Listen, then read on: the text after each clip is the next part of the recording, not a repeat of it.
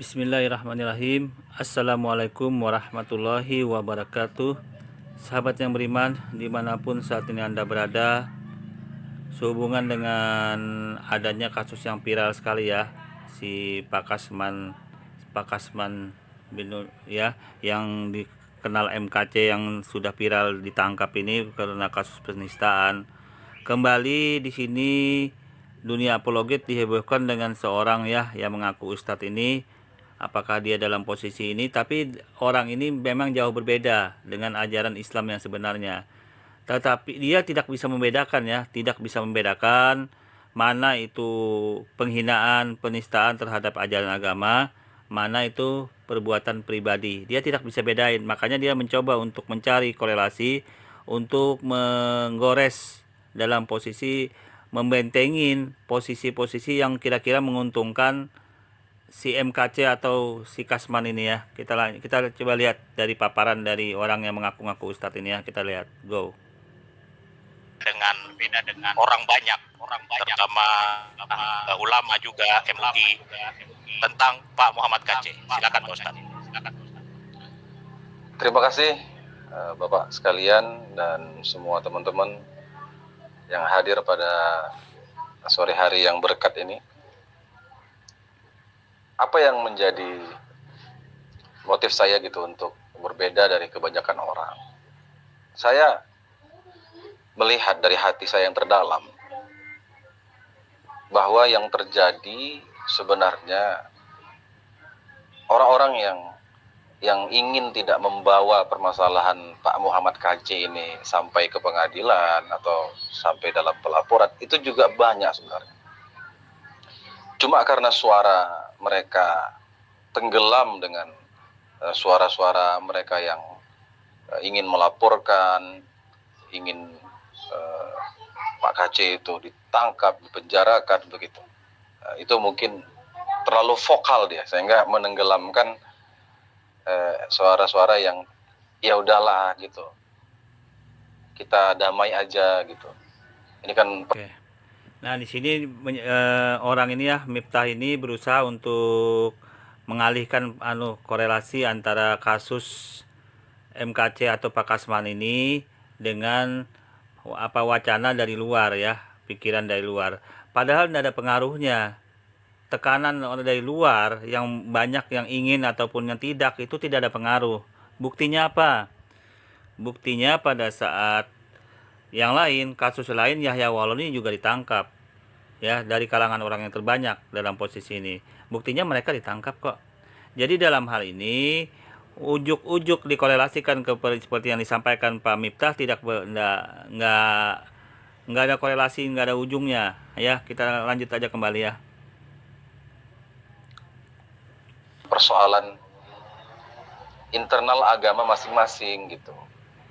Lagi pula pun dia dalam ranah publik tapi kan dia bukan monolog, dia kan dialog. Oke, kita jawab dulu ya. Ini tertolak dalam posisi ini karena media selama ini yang mengikuti posisi MKC dalam sepak terjangnya di dunia YouTube ya, di dunia live itu media juga sering mengikuti. Jadi sistem kerja di dunia YouTube oleh MKC itu si Pak Kasman itu, dia pertama melakukan monolog dulu. Melakukan monolog kurang lebih 1-2 jam dia monolog, biasanya 1 jam. Kemudian setelah monolog, dia membuka link, membuka live StreamYard. Nah, setelah dia StreamYard, dia kirim link, bertanya jawab, berdiskusi, berdialog. Nah, seperti itu. Jadi pada saat dia menghujat Islam, menghujat ajaran Islam dengan mengatakan orang Islam itu menyembah batu, salah satunya mengatakan Nabi Muhammad itu raja jin, mengatakan kitab kuning itu sesat. Ini semua terbukti ada rekamannya. Ada rekamannya. Justru bahkan dia mengatakan santri-santri, lulusan santri pesantren itu tidak baik, sesat. Nah, ini kan parah ini. Ini hujatan yang dilakukan pada saat MKC monolog. Dengerin ini Miftah ya. Dengerin Miftah. Dia monolog. Semua bukti ada semua. Jadi pada saat dia berdialog tidak ada. Ya, kita dengar kembali ya. Muhammad KC kan benar-benar menunjukkan sikap seseorang yang ingin berdialog, ingin kedua belah pihak itu saling memberikan wawasan-wawasan yang mereka terima atau yang mereka pelajari. Oke. Pada saat dialog itu tidak masalah.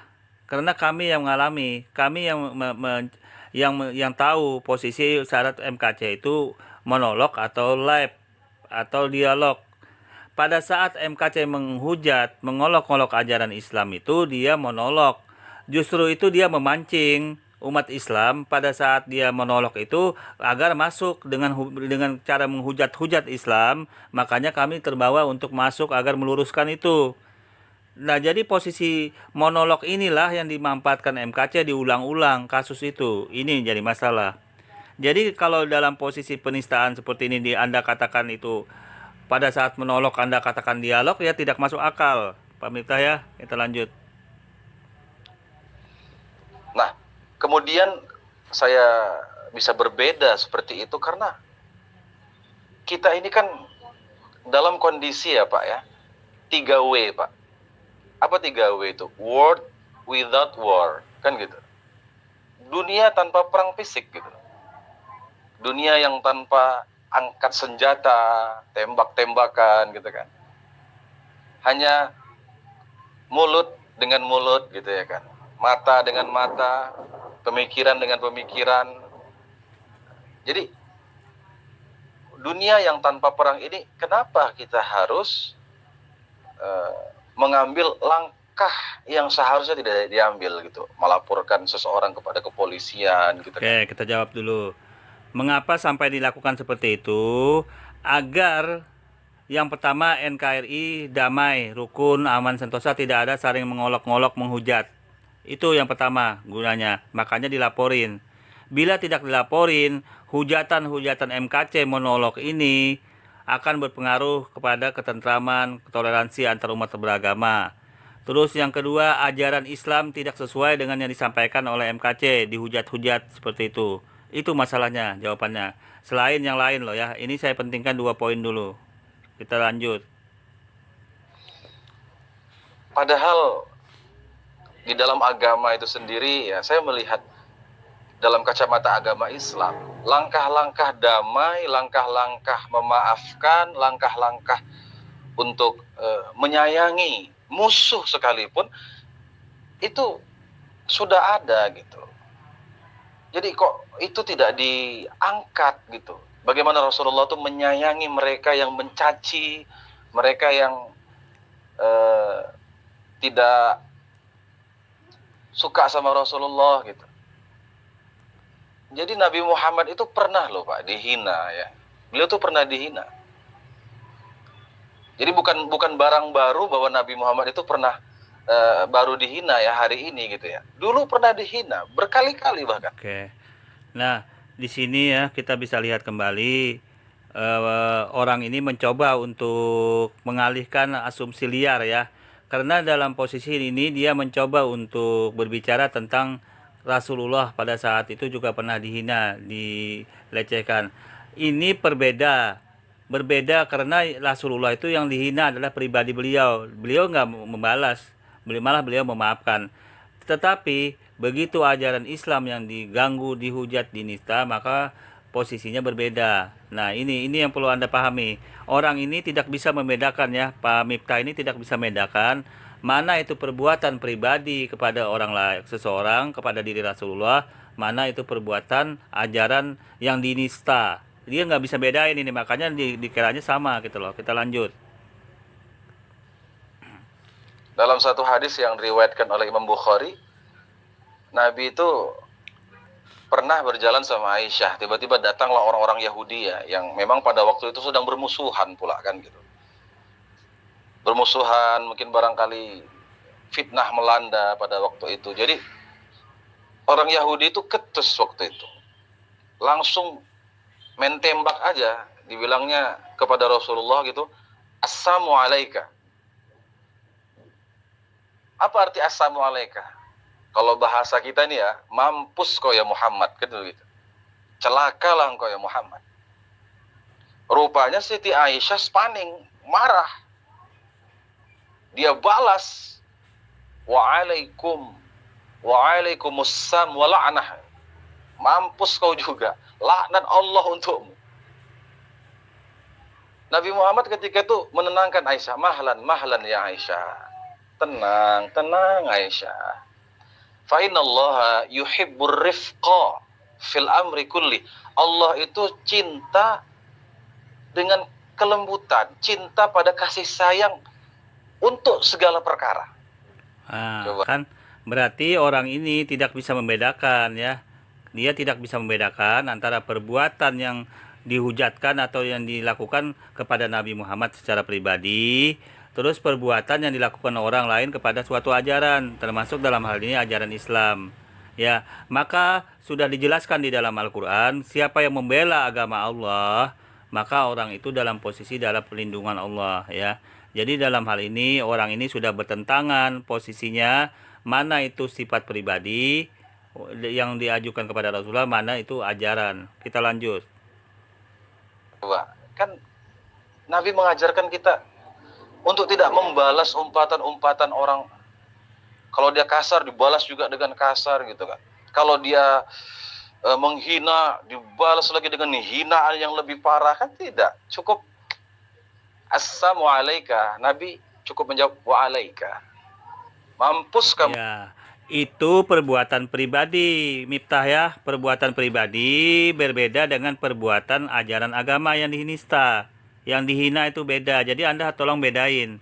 Kalau perbuatan pribadi memang Nabi Muhammad SAW memberikan suri tauladan kepada manusia, umat Islam, dan umat Islam mengikuti kalau pribadi. Tetapi ini yang diserang oleh MKC ini penistaan agama. Nah, dalam hal ini berbeda. Jadi ini orang ini ya, Miftah ini tidak bisa membedakan antara perbuatan pribadi kepada diri Rasulullah dan kemudian perbuatan ajaran agama, prinsip ajaran agama yang harus tegas kepada orang-orang kafir yang melecehkan ajaran Islam ya. Kita lanjut dulu ya. Kamu ya Muhammad, kata Nabi, wa alaika, ya kamu juga.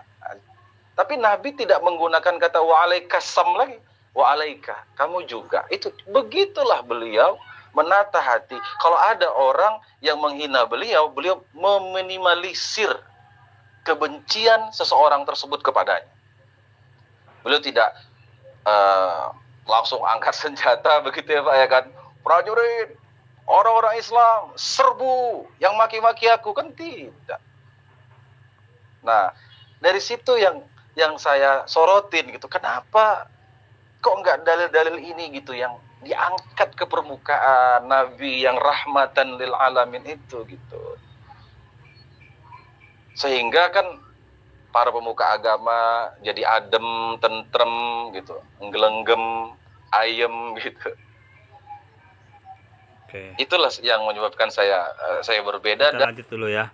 Nah, oke. Jadi orang ini memang tidak membaca ayat Al-Qur'an ya, dalam surah Muhammad ayat 7. Bismillahirrahmanirrahim. Ya ayyuhalladzina amanu in tansurullaha yansurkum wa yusabbit aqdamakum. Wahai orang-orang yang beriman, jika kamu menolong agama Allah, niscaya Dia akan menolongmu dan meneguhkan kedudukanmu. Itu. Jadi dasarnya sudah sangat jelas. Ini agama yang diserang oleh MKC, bukan pribadi. Kalau pribadi seperti diri Rasulullah itu, Rasulullah mencontohkan akhlakul yang karimah. Ya, kita lanjut.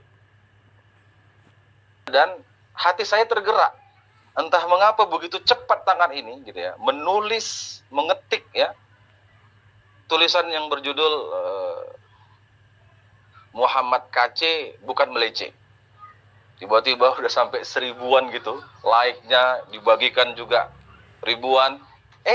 Akhirnya di take down oleh Facebook, dianggap itu hate speech, dianggap itu ujaran kebencian. Saya bingung gitu. Tapi ya tulisan itu sudah menyebar, sudah dikopi oleh banyak orang. Ya, saya berharap tulisan itu akan menjadi tulisan yang mempersatukan kita anak bangsa ini dalam kebinekaan. Saya rasa itu, Pak. Oke, berarti kalau dibiarkan Pak Kece seperti itu, nanti orang lain bisa menghujat juga. bukan malah mempersatukan, Miftah. Malah ini menjadi hujat-hujatan. Ini bukannya malah mempersatukan, ini malah bercerai-berai, mengganggu kerukunan antar umat beragama. Rasa toleransi tidak ada lagi kalau dibiarkan. Jadi Anda ini berpihak kepada MKC, mendukung MKC seperti itu artinya Anda dalam posisi membiarkan kerukunan antar umat beragama tergores. Itu masalahnya, ya. Anda lain sendiri. Jadi orang yang berbuat hukum, yang melakukan pelanggaran hukum ya harus dalam posisi mempertanggungjawabkan hukumnya itu benar tidak salah di pengadilan dulu gitu loh. Dan kalau Anda sudah memframing seperti ini artinya Anda sudah tidak membiarkan nanti orang lain bisa mengikuti apa yang seperti dilakukan MKC, menghujat-hujat agama. Ini yang merusak ketentraman ya. Kita lanjut. Oh, meneduhkan ya penonton yang hadir menonton siaran kita di sore hari ini. Siaran kita juga, saya lupa, mohon maaf, ini disiarkan juga oleh Pavel 88 Channel ya. Jadi biarlah video kita ini boleh menjangkau orang di luar sana ya, supaya coba berpikir yang cool ya. Oh iya Pak Ustadz Miftah, apakah cool ini yang dingin itu yang saya maksud? Jadi begini ceritanya. Dulu kan saya sering bikin pada sekitar tahun 2010 gitu ya, sang pencinta kedamaian, Ustadz Miftahul Khair gitu ya, SHIMA.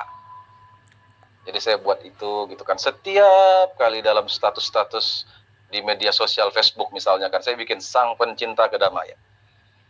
Tapi saya pikir-pikir itu terlalu kepanjangan gitu kan. Kepanjangan, lalu saya berubah niat gitu kan. Saya entah kenapa dapat inspirasi waktu itu ingin bikin novel gitu kan. Nah, dulu ingin bikin novel Ustadz Cool gitu. Judul novelnya itu Ustadz Cool. Oke, saya kira untuk posisi